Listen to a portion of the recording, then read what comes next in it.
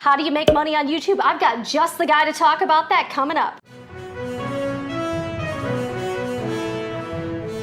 Hi everyone, I'm ex-TV producer Jennifer Moore, and with me today is Jesse Muench of the YouTube channels Get Handles Basketball and his new channel Inspire Video Marketing. And Jesse, I get a lot of people asking me how you make money on YouTube, so we're going to talk all about that.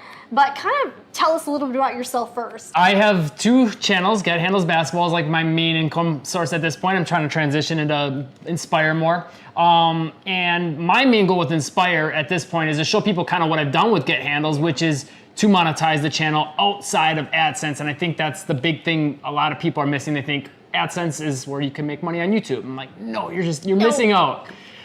There's a lot more opportunity than that. Exactly. Well, thank you so much for doing this. I really appreciate your time. I know it's very valuable. So for someone who doesn't know anything about YouTube or what a YouTuber does, can you explain the basic model for making money on YouTube? For me, the way I look at YouTube is, all the stuff you hear about optimizing videos and putting out content consistently, all that matters, but not for the reason of making the ad money. Like I always say that's the cherry on top. That's the icing on the cake. I look at that as like to build an audience, get trust, and get a traffic source to a website, or maybe if you just want to have people call you, whatever the case may be, for whatever your product service is, use that as a traffic source to that, and that's how you can really start to make money. I mean, I'd say typically you can expect to make at least 5 times as much as you would from AdSense through an actual product or service, ideally multiple products or services. That is so true. And real quickly, a lot of people don't even know how AdSense works. Can you explain how that works to the average beginner? Yeah, so when you get a YouTube channel, basically you're going to have, it depends on the niche. We found out my wife's niche, Spanish speaking, is much more profitable for AdSense than mine, but usually there's a baseline of, about $1 per 1,000 views. Most channels nowadays are gonna make more than that, especially as they've been cutting people out from AdSense.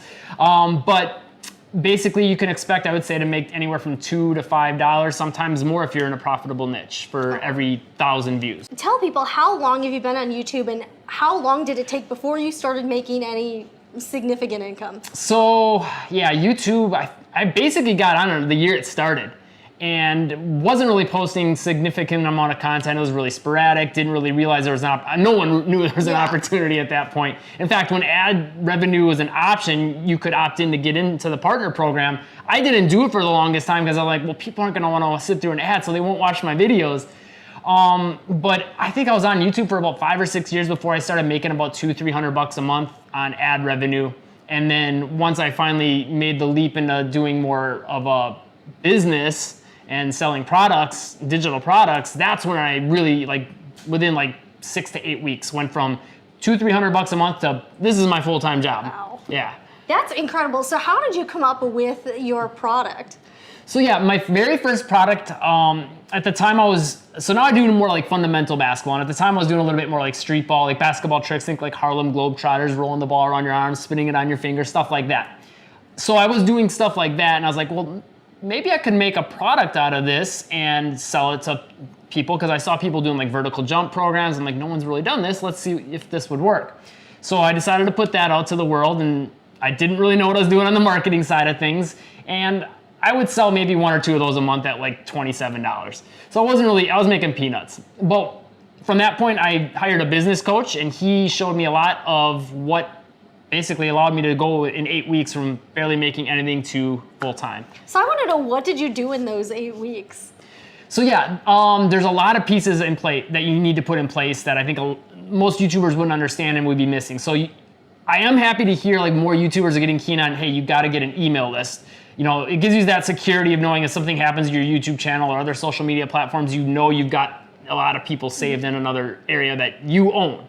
And that, on top of that, is a great way of sending people to your website. You can run sales, you can have, different products launch, and you can let everyone know all at the same time. Whereas YouTube, as we know, if you put a video up, not all your subscribers watch it, right? Or maybe even get it in their feed for that matter. So with email, you can make sure, okay, at least it's ending up in their inbox. And then on top of that, how you go about structuring your sales pages is a big factor. Getting good at copywriting, that's a skill you'd want to develop. and your sales videos, all those things are gonna matter. And then on top of that, having a multiple product strategy of products that can tie in with each other. It's like when you go to the store, maybe you're going to the grocery store and like, I just need chicken and some barbecue sauce and some buns because we're gonna make chicken sandwiches or whatever. And when you get to the checkout line, there's all those other little things that you didn't plan on buying. You're like, well, I might need some gum because my breath might stink after. So you get some gum, right? Little stuff like that. So same thing when you're coming up with a product strategy, multiple products and services that will complement each other. So if someone on YouTube is looking to do that, how do you figure out what your product is gonna be? So yeah, that's one thing I've been really realizing is a big hurdle for a lot of people, my wife included. Like she had a YouTube channel and she was like, I don't know what I should do for a product. And I'm finding out this is a question a lot of people have. And I think the big thing is look at whatever it is that is really crushing it for you on your YouTube channel. And what's like the questions people have on that? Maybe there's like a process that you can give top to bottom, step 1, 2, 3, 4, 5, 6, 7, super detailed, and just make a product out of that, like where you're walking them through it, holding them by the hand and saying, this is what you have to do. And when you do this, you will get this desired result. So if you go to YouTube, the benefit you might say is like, why would you pay for that? Because you can get all that stuff on YouTube. But when you go on YouTube, usually you're just getting step 1 in one video and then you have to search to find step 2. So what people are really paying for is that process all the way through and getting that clarity and all the little details along the way. Yeah, that's true, the ease of use. So I wanna ask, as far as your journey as a YouTuber has gone, have you made some financial mistakes along the way? And if so, what are they? Yeah, I have definitely made some financial mistakes. Some of it, I don't really look at too many of them as being a bad thing because I've always learned from them. And I think that's the big thing.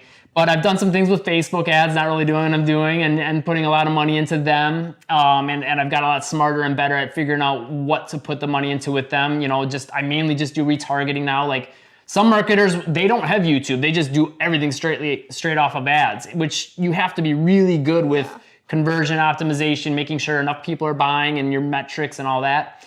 The other mistake I would say is I put out some products that bombed because I assumed I knew my my market, my audience, and didn't as much as I could have. So one thing I would say is on that side of things, like make sure you're asking, like if you have an email list, survey them, find out like, would this be something you're interested in, or what's the biggest problem you're having issues with? And that's another great way to figure out a product that will sell, because they're straight up telling you, I need help with this. So you can, help them out with that. Even if it's not a step-by-step process, you could make another product just like 10 tips to help you with YouTube video production or whatever the case may be. Exactly. So I do want to touch on something we talked about a little earlier, and that is how long it takes to generate an income that could allow you to have some freedom or quit your job. I think there's this assumption that a channel could blow up right away, but for many channels, it takes years upon years of growing to do that. And what would you have to say to the folks who might not understand that timeline? Yeah, so as far as how long it would take, it really depends, I think, on what your product offerings are. The YouTube revenue side of things, obviously that you're talking like years. Like even now, like I would just get by on my YouTube ad revenue. But if you have a product and service in mind, and it just depends on your niche. I mean, certain niches, like my wife, she's got Spanish speaking courses. So like people are willing to pay a good amount of money for that because they know they could get a raise at a job. They're bilingual, all that stuff. So you can sell a course for a little bit more. Whereas me with like a basketball skills training product, you're looking at $47, $67, maybe up to like $200. But where you could really maybe get to that full-time revenue a little bit more quicker is if you're offering more like one-to-one services. So one way, if you want to shortcut that process, would be to say, hey, go to my website. You can fill out an application to see if you're a good fit to work with me. And if you are, we'll get in touch with you and then offer something a little bit higher price. And that could help shortcut the process. I mean, you could do that at anywhere down to like 1,000 subscribers. That's true, and then you can charge more because you're offering like a personalized service. Like if you're teaching people how to figure out a product, and that's something that needs to be very custom tailored, and it's not something that lends itself to just your generic advice. Right, and even like I was saying, like my products aren't super expensive, but I offer like services that go all the way up to $5,000 in basketball training. Like most people that are familiar with basketball would probably think that's pretty crazy, but the thing you have to keep in mind is if you get a bigger channel, as you grow, you get a certain level of authority. So when people see, okay, this person, like YouTube's like TV now. You're like a basketball star. Right. Well, I don't know if I would say that, but like there's a little bit more credibility that goes with it. 440,000 subscribers I'm at right now. So like to a kid, that's a big deal. So like what I'm finding out is some of these parents, when they want their kid to work with you, it's almost like for the kid, YouTube is their TV now. So, as time goes on and YouTube becomes more and more of like an accepted like main source of media, I feel like that perception of having a lot of subscribers, having a lot of views changes your value immensely. Yeah, and if you have a business already, I don't know why businesses aren't all on YouTube, because it is free marketing basically. Well, and that's the big thing I always tell people.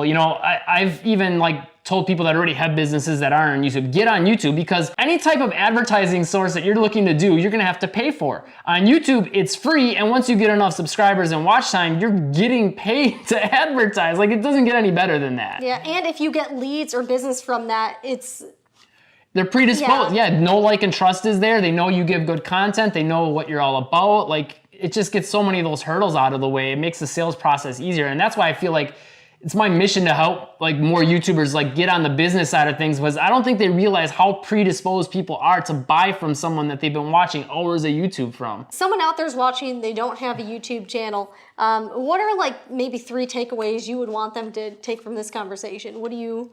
So someone that has a business but not a YouTube, you're saying? Or just someone who doesn't have a YouTube channel at all but might be interested in starting one. Well, I think the first big takeaway is whatever your passion is, nowadays, you can make a good living at it. I know there's one guy that makes like $1 million a year, maybe a month, I want to say. I don't remember how much. It was like at least $1 million a year. Selling courses, teaching how to start a pig farm.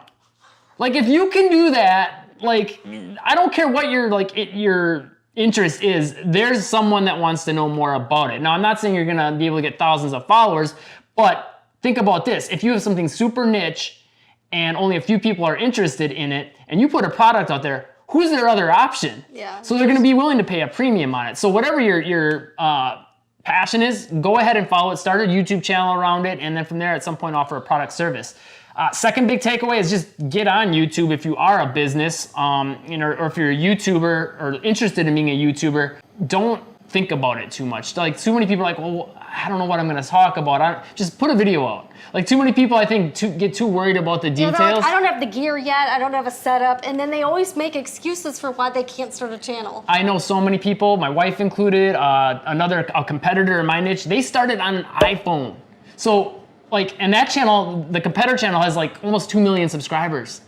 On an iPhone, it all started, like, they I don't think moved off the iPhone until they were past 100,000 subscribers. So, like, there's no excuses. Third big takeaway, I would say, is start thinking before you even get on YouTube about a product or a service if you're looking to get on YouTube, because I think that's the biggest hurdle for a lot of people is they're on YouTube and now they've got like all these videos out with free content and they're like, well, why would anyone pay for anything from me? They would pay for anything from you because they know, like, and trust you, number one. And number two, if you give them something that's just what you've got on YouTube, but a little bit more premium, a little more in depth, maybe you share a couple extra secrets that you don't normally put out to the world or that are a little more behind the scenes, people are gonna be willing to pay for that. Or in your situation, maybe you're offering more, basic general advice on your channel, but if someone wants to pay you, you offer them specific, tailored, customized advice. Yeah, exactly. Something they can't get. Exactly, yeah. So I've got my little secret things that I don't give out unless they buy a product. And then, yeah, like things where it's one-on-one, like I can like analyze what you're doing. And if they watch enough of your videos, they're like, okay, they can just see things a lot quicker. They understand it. Like I can tell you know a lot about the lighting and the setup here, right? So like, I'd be like, okay, well, if Jen came and looked at my setup, she'd be able to tell me what's wrong with my lighting. I could go ahead and try to figure that out and spend hours on YouTube, but why not just pay Jen and have it done in 5 minutes? Actually, that's going to be a video on this channel. There you go.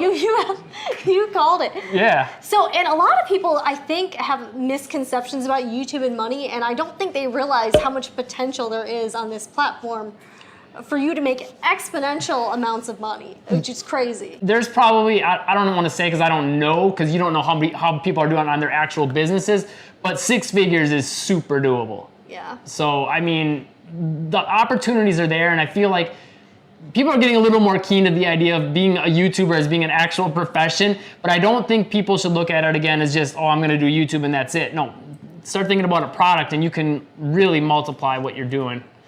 So what kind of reaction do you get when you tell people you're a YouTuber professionally? It depends. Some people I think are just kind of like confused by it, don't really know what to think of it. Even like I think a lot of my friends and family don't like know exactly what I do, and that's okay. You know what I mean? Like it's a very new thing, and I think to just a lot of people there's a mystery behind it. They don't know how it works. They don't know how people make money from it, which I've explained a lot of the basics in this video, but even then, like, I think it just seems very mysterious to people because it is such a new thing. No, that's so true. Well, Jesse, thank you so much for joining me. And I want to give you this opportunity to ask the audience here any question you want. So you get to ask a question, whether it be for your market research or just anything random. Feel free to ask away. Okay, so my question to the audience is, what's the biggest thing keeping you from getting a business started around YouTube? Not, just having your YouTube channel AdSense. What's the biggest hang up you have? That's the thing I've been trying to kind of figure out because it seems like I'm getting a lot of different answers from people, but I want to know what you guys think as far as that goes. That is a great question. Well, guys, answer down in the comments. And Jesse, again, thank you so much for joining me here on this episode of XTV Producer. And I'm going to link Jesse and Heydy's channels below. So definitely check out Inspire Video Marketing, Get Handles Basketball, and Real World Spanish Lessons. Thanks so much for having me. All right, thanks, guys. I'll see you guys next time.